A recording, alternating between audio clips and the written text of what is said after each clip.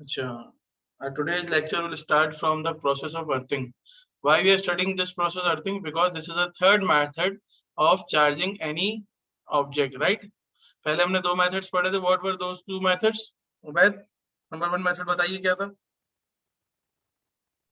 Sir आपकी आवाज कटी, क्या होता? मेथड चार्जिंग के दो मेथड पढ़े थे लास्ट क्लास में हमने. पहला मेथड क्या था? Charging by friction. सही. सेकंड मेथड ऐसे ना, आप बताइए क्या था?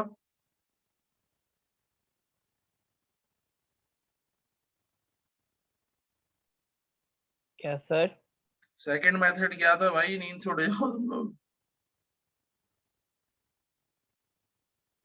चार्जिंग का सेकंड मेथड क्या था? चलो भाई, सेकंड मेथड हमारा चार्जिंग. मैं थोड़ा सा ना रिकैप दे देता हूँ. कल हमने जो है दो मेथड्स पढ़े थे चार्जिंग के. चार्जिंग का तो सबको पता है ना कि ऑब्जेक्ट चार्ज कब होता है, पॉजिटिवली चार्ज कब होता है, नेगेटिवली चार्ज कब होता है. ये तो आइडिया है या इसमें कोई प्रॉब्लम है? बताइए उबैद. पता है सर. एहसन, यस सर पता है. ये बात बताओ, एक ऑब्जेक्ट जो है वो कोई आइटम पॉजिटिवली चार्ज कब होता है?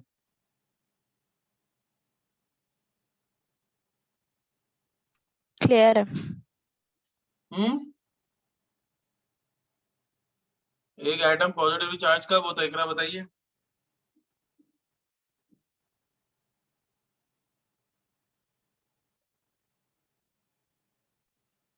किसी का कोई यहाँ पर कोई क्लैरिटी चाहिए पॉजिटिव नेगेटिव चार्जिंग के ऊपर? क्लियर. सबको? उबैद? यस जी सर सर. क्लियर. ऐसा जी जी. क्लियर है. अच्छा चलो, ऐसा तुम बताओ ये एटम नेगेटिवली चार्ज कब होता है, और उबैद फिर तुम बताओगे एटम पॉजिटिवली चार्ज कैसे होता है. सर नेगेटिवली चार्ज जब होता है जब इलेक्ट्रॉन्स गेन करता है कोई भी एटम. क्यों क्यों होता है ऐसा? बेसिक रीजन क्या है इसके पीछे? सर क्योंकि इलेक्ट्रॉन्स नेगेटिवली चार्ज होते हैं तो इलेक्ट्रॉन्स का नंबर ज्यादा हो जाता है, तो इस वजह से एटम का भी नॉर्मल चार्ज. स्टेट में क्या होता है? नॉर्मल स्टेट में एटम के पास कितने इलेक्ट्रॉन होते हैं, कितने प्रोटॉन होते हैं? 4. नहीं, वो तो एक एग्जांपल ली थी मैंने. 4 नहीं, हर किसी में अलग होंगे ना. मतलब एटम के अंदर जब नॉर्मल स्टेट है, एक्साइटेड नहीं है, उसके ऊपर कोई रिएक्शन नहीं हुआ, तो इलेक्ट्रॉन और प्रोटॉन में डिफरेंस होता है या नहीं होता है? सेम नो नहीं होता सर, सेम नंबर होता दोनों की क्वांटिटी सेम होती है ना. तो है. उससे यस सर. उससे उससे एटम पे क्या फर्क पड़ता है? एटम के वो ओवरऑल चार्ज क्या हो जाता है उसकी वजह से? Sir neutral. क्यों? सर क्योंकि पॉजिटिव चार्ज जो प्रोटॉन है उनके पॉजिटिव चार्ज होते हैं वो भी सेम नंबर के, और इलेक्ट्रॉन भी सेम नंबर के जिनका नेगेटिव चार्ज है, तो दोनों एक दूसरे को कैंसिल करके न्यूट्रल कर देंगे तो एटम ओवरऑल को. चार्ज 0 हो जाता है ना, इसलिए. सही है. Yes sir. अच्छा मुझे ये बताओ उबैद, एक एटम पॉजिटिवली चार्ज कैसे होता है? जब इलेक्ट्रॉन्स लूज करते हैं. इलेक्ट्रॉन्स लूज करता है, लूज करते हैं. तो उससे क्या फर्क पड़ेगा एटम के ऊपर?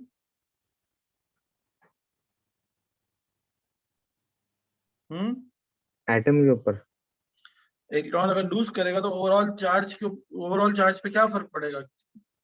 पॉजिटिवली चार्ज कैसे हो जाएगा एटम? मुझे इसकी रीजन बताओ. आंसर तुम्हारा सही है, एक्सप्लेनेशन चाहिए मुझे.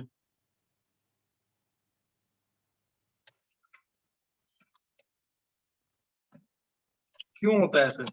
रट्टा तो नहीं लगा सकते ना इस बात का. कोई ना कोई लॉजिक होगी ना हमारी इसके पीछे, अभी डिस्कस हुई थोड़ी देर पहले. बताओ. इलेक्ट्रॉन्स का. नहीं यार ऐसे नहीं, सही से एक्सप्लेन करो, मुझे समझ नहीं आ रही तुम्हारी बात. सही से बताओ क्या कहना चाह रहे हो, खुल के बताओ. सही गलत का फैसला तो मैं करूंगा ना. बोलो, कोशिश करो, जहन में सोचो. इकरा आप बताएं.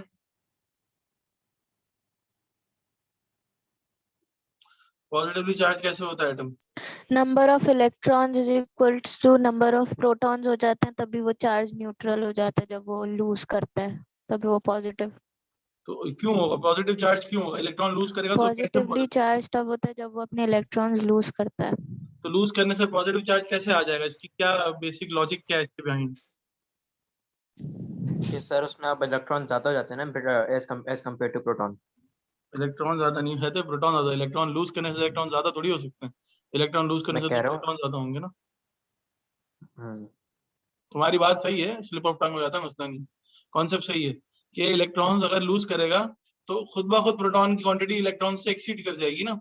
जब प्रोटॉन की क्वांटिटी एक्सीड कर जाएगी तो प्रोटॉन का चार्ज भी एक्सीड कर जाएगा। जब प्रोटॉन का चार्ज एक्सीड करेगा तो प्रोटॉन का चार्ज क्या होता है? पॉजिटिव होता है। अगर प्रोटॉन का चार्ज पॉजिटिव होता है तो एटम पे भी पॉजिटिव चार्ज आ जाएगा। इस तरह से ट्रेल बना के आंसर दिया करो। सबके लिए एक ही सवाल, एक ही इंस्ट्रक्शंस है पेपर के अंदर। एग्जामिनर पूरा आंसर चाहता है, 3 मार्क के सवाल में वो एक लाइन नहीं चाहेगा। आपको लॉजिक देनी पड़ेगी, ये होता है, इसकी वजह से होता है, और ये इसकी वजह से होता है। तो पूरी ट्रेल आपको पता होनी चाहिए। हमने पूरा स्टडी किया हुआ है ना ये, तो अपने आंसर्स को ऐसा बनाए, रिलेट करना सीखें। ठीक है, कॉन्सेप्ट क्लियर है सबका? क्लियर होने से ज्यादा एक्सप्लेन करना भी आना चाहिए, क्योंकि एग्जामिनर को आपके दिमाग का थोड़ी पता है। उसको तो सुनना है ना, आपसे देखना है आप क्या लिखते हो वहां जाके। आगे चलते हैं। हमने 2 मेथड पढ़े electro charging of an atom के। पहला मेथड हमने पढ़ा चार्जिंग बाय फ्रिक्शन, जिसके अंदर हमने कहा कि भाई हम अब इसको और से सुनना, जो मैं कह रहा हूँ ये रिपीट कर रहा हूँ। चार्जिंग बाय फ्रिक्शन में हमने पढ़ा कि हम जो है 2 ऑब्जेक्ट्स को आपस में रब करते हैं तो उनके अंदर फ्रिक्शन की वजह से हीट एनर्जी डेवलप होती है। हीट डेवलप होती, हीट एनर्जी है, एटम्स को एनर्जी मिलती है। एक ऑब्जेक्ट से दूसरे ऑब्जेक्ट में इलेक्ट्रॉन्स मूव कर जाएंगे, सही है। जिसमें से मूव करेंगे वो पॉजिटिवली चार्ज हो जाएगा, जिसमें जिसमें मूव करेंगे वो नेगेटिवली चार्ज हो जाएगा। ठीक है, ऐसा ही है। हमने कुछ 6-7 एग्जांपल्स देखी कि भाई फर को इबोनाइट और से रब करते हैं, सिल्क को प्लास्टिक से रब करते हैं तो क्या होता है। ठीक है, तो ये एक्सपेरिमेंटल रिजल्ट्स हैं। जिसमें से इलेक्ट्रॉन मूव कर जाएंगे वो पॉजिटिव चार्ज हो जाएगा, जिसमें मूव कर जाएंगे वो नेगेटिव चार्ज हो जाएगा। क्लियर है? तो ये हो गई चार्जिंग। अलग अलग ऑब्जेक्ट चार्ज हो गए, पॉजिटिव चार्ज हो गया, नेगेटिव चार्ज हो गया, हमारा पर्पज अचीव हो गया। दूसरा मेथड इलेक्ट्रोस्टैटिक इंडक्शन का हमने देखा। इलेक्ट्रोस्टैटिक इंडक्शन में हमने कहा कि भाई this is an extended form of charging any object. For this you first need a already charged object. एक आपने रॉड ली, नेगेटिवली चार्ज रॉड ली, ऑलरेडी चार्ज थी। कैसे किया आपने? फ्रिक्शन वाले मेथड से कर ली चार्ज, फॉर एग्जांपल। ठीक है, आप चार्ज रॉड ले आए, उस रॉड को आप एक न्यूट्रल न्यूट्रल स्फीयर के, मेटल स्फीयर के पास ले आए। ठीक है, न्यूट्रल था ऑब्जेक्ट, उसके ऊपर कोई चार्ज नहीं था, आप उसके करीब लाए तो क्या हुआ ऊपर देखते हैं।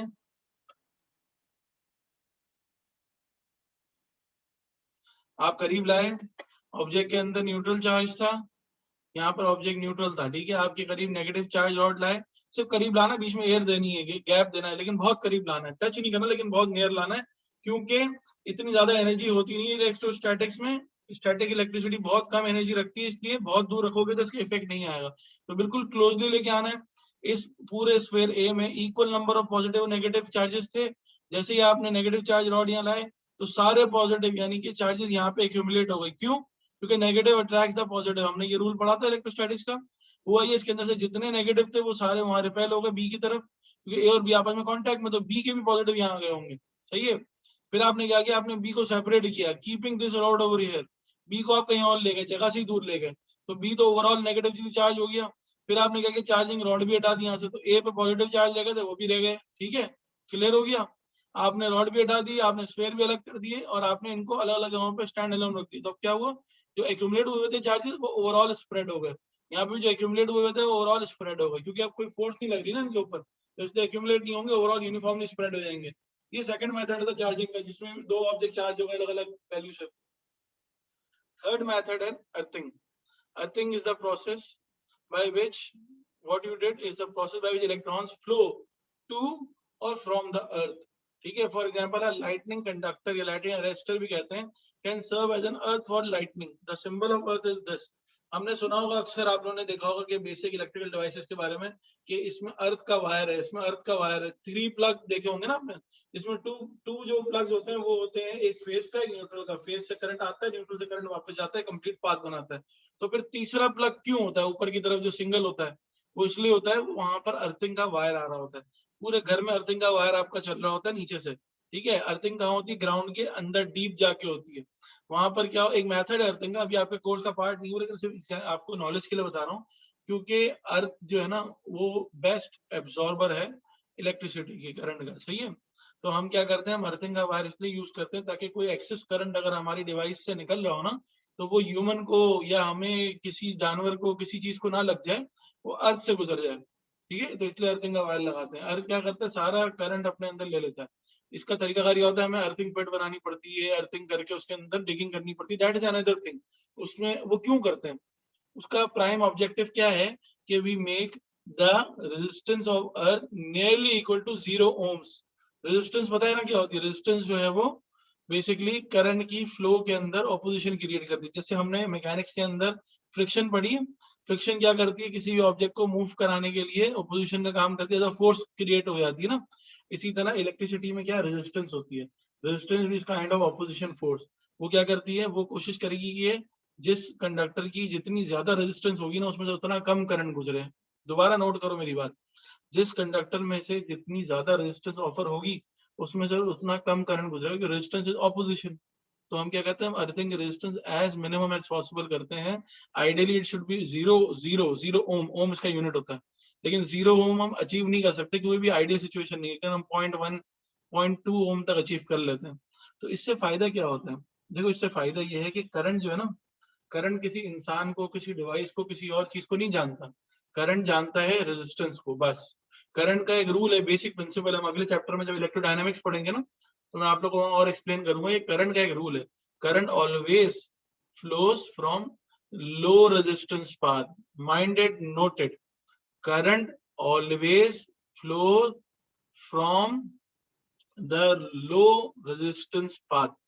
जिस भी कंडक्टर की पूरे नेटवर्क में सबसे लोएस्ट रेजिस्टेंस होगी ना, उससे मैक्सिमम करंट गुजर जाएगा।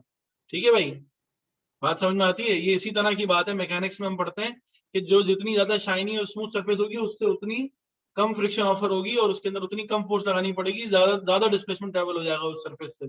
जहां पर हार्ड या रफ सरफेस होगी, वहां पर कम डिस्प्लेसमेंट ट्रेवल होगा, स्लो मोशन होगी। ठीक है, ये रिलेट कर पा रहे हो आप लोग दोनों इक्विवेलेंट क्वांटिटीज को? हाँ, क्लैरिटी है यहाँ पे सबको? Yes sir. सिर्फ एक को पता है, बाकी सब को कोई प्रॉब्लम, सबको कुछ भी समझ नहीं आ रहा? आ रहे हैं सर। ऐसन ऐसन यस यस सर, आ रहे हैं। बिलाल, मुझे एक एक करके पूछना पड़ा है, जैसे नर्सरी के बच्चों को पूछती है ना टीचर। तुम लोग जवाब ही नहीं दे रहे हो यार, पेपर इतने करीब है भाई। इस वक्त तो तुम लोग को बिल्कुल मेगा मैन बन जाना चाहिए तैयारी के हिसाब से। 2 महीने हैं हार्डली हाथ में। चलो आगे चलते हैं। तो इसलिए हम अर्थ से सारा करंट गुजार देते हैं, क्योंकि वो सबसे लोएस्ट रेजिस्टेंस होती है उसकी, तो हमें करंट नहीं लगता, अर्थ से गुजर जाता है। ये इसलिए प्रोटेक्शन भी का भी काम करता है। आगे चलते हैं। तो charging an object by earthing, earthing का सिंबल ये होता है किसी भी इलेक्ट्रिकल सर्किट में। ये सिंबल देखो ना ऐसे, ये 3 लाइंस है, ये अर्थिंग है, इसके ऊपर वायर कनेक्टेड है। ठीक है, charging object by earthing, to make an object positively charge. एक ऑब्जेक्ट को अगर मुझे पॉजिटिवली चार्ज करना है तो मैं कैसे करूंगा, अर्थिंग के through. Step 1, keep the negatively charge rod near a neutral sphere. ये स्फीयर न्यूट्रल था, इसके कॉर्नर पे वन, अब सिंगल स्फीयर है, कॉर्नर पे आप जो है नेगेटिवली चार्ज रॉड ले आए, तो क्या हुआ, यहाँ पर सारे पॉजिटिव चार्ज एक्यूमुलेट हो गए लेफ्ट साइड पे, राइट साइड में सारे नेगेटिव चार्ज एक्यूमुलेट हो गए। ठीक है, अब क्या किया आपने, step 2, earth the negative side of the sphere, जहां पे नेगेटिवली चार्ज, वो नेगेटिव चार्जेस एक्यूमुलेट हुए राइट साइड पे, उसको आपने कनेक्ट कर दिया अर्थ से। ठीक है, अर्थ से कनेक्ट किया तो सारा नेगेटिव चार्जेस जो है वो अर्थ में जाके ड्रेन आउट हो गए। ठीक है, it's a kind of drain और सिंक कहते हैं इसको। जैसे सिंक होती है ना, बेसिन, पानी के फ्लो में सिंक होती है, यहाँ पर अर्थ होता है इलेक्ट्रिसिटी के अंदर। तो ये इलेक्ट्रॉन्स फ्लो होके यहाँ चले गए। Third, disconnect the earth connection and remove the rod away from the sphere. एक साथ आपको क्या करना है, अर्थ भी हटा देना है और रॉड भी हटा देनी है, तो इस पूरे स्फीयर पे क्या रह जाएंगे, सिर्फ पॉजिटिव चार्जेस रह जाएंगे। तो आपका अर्थ भी हट गया, रॉड भी हट गई, तो अब ये पॉजिटिव चार्जेस लेफ्ट साइड पे नहीं रहेंगे, ये पूरे स्फीयर की सरफेस पे यूनिफॉर्मली डिस्ट्रीब्यूट हो जाएंगे। ठीक है, यहाँ तक कोई सवाल किसी का? क्लियर। सर बच्चों, बाकी लोगों का कोई सवाल? जी सर। नहीं सर। मैं इस चैप्टर पे इतना एम्फसाइज इसलिए कर रहा हूँ कि भाई ये बेसिक्स हैं आपकी, उसके बाद हम आगे की चीजें पढ़ेंगे, तो मैं बार बार बेसिक कॉन्सेप्ट नहीं समझाऊंगा, इसलिए बोल रहा हूँ। वापस पूरा समझा दूं बिलाल?